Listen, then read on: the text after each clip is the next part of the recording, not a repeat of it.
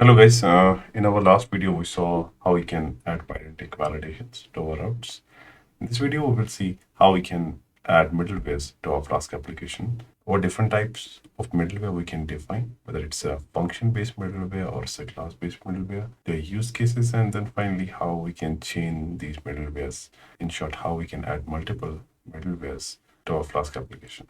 Let's get started. Before moving a bit about middlewares, where and how the middlewares are used and their use case when we are developing a Python application. So far we have seen the request response cycle, how the request is sent to the server, and then how server responds. That's just a normal request response cycle. But in between this, many times in our application, we have to perform some action or we have to execute a function. Or let's suppose we have to perform any validation check, or we have to perform, or it can be much more complex than taking the header information or validating the user information. In short, there can be multiple actions or chain of actions we may need to perform when the request is received on our server. In a similar manner, many times before sending out the response, we may need to do some extra work, or we may need to perform some extra action in our application before sending out the response. For example, we may need to attach a request ID or some additional information in our response. We may have to modify headers similarly, which we did before receiving a request. So similarly, this is where middleware comes into picture. So middleware, it allows you to define those actions or functions that you want to execute after the request is received by your application and before the response is sent out by your application. Okay, so it lies between your controller function. So whenever the request is sent, before the request is actually executed by your controller function, it will perform those actions that you want. And in the case of response, after the response has been processed by your controller function, it will work on that response and add the required information that you want, and then send out the response to the outside world. Okay, now to define the middleware, we'll be defining two of the functions. One will execute before the request is handled by the controller function, and second one before the response is sent out.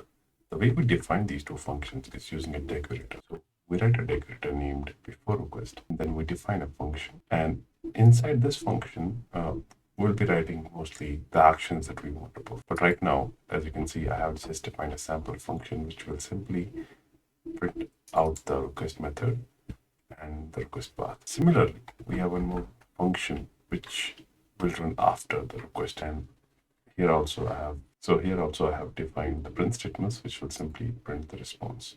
So this is our response which is sent out from the controller function. Now I will be demonstrating it how we will be using it.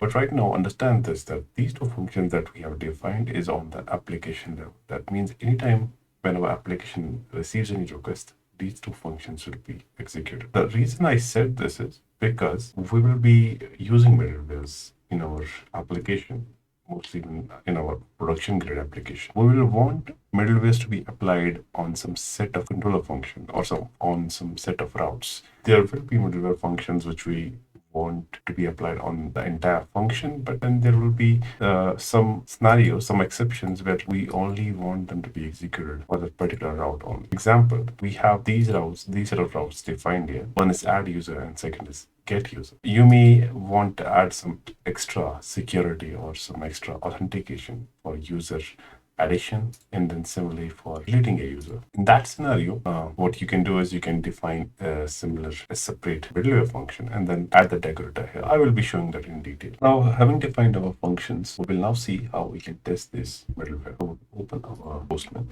and we will just make a health check call. So you can see here our status is coming as we expected. And now if we check for std out, we can see that it's able to print the request path, and it's also able to print the response that we are returning. Okay, now this request that is encountered here, it's before it receives the controller function. Now, so it's able to print the request path. So we can add our validations here. We can, if we want, we can simply do a request path check quickly. Just to demonstrate a common, like the use case, we can add here the validation type. We can add here, just say if request path equal to users. If it is not there, then we simply print request doesn't match, and we will return a JSON response. So if we go back here and we hit the endpoint, we modify this. Now, if we go back here, Postman, and make this call again, you can see that it has returned an invalid response. This is due to it didn't match the path correctly because we are sending the health check. This is just an example I'm giving you. We can add similar type of checks in our before request. And similarly, we can check for headers. If I go ahead and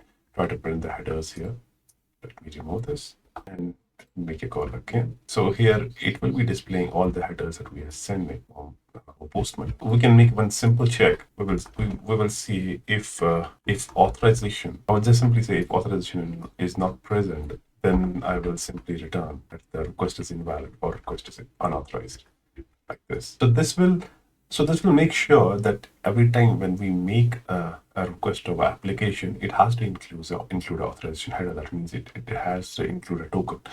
So since we have not implemented the jailbreak token as of now, I'm just demonstrating it that ideally when we add a security checks, this is how we do it at the global level. So instead of checking it on every endpoint, we simply add a middleware and centralize this check. So now if I make a request, you can see it is giving us an error saying that the header is not present. Okay, and this was just for demo. Let me remove this or comment this out for now. And now let's go for the response. Response works similarly. The only difference is that in the request case, we are not allowed to modify the request object since it is immutable. We can only or we can only read it, can only perform validations. But in the response case, we can modify the responses. So if I now go to the response header, I can add this content type. It should be already present.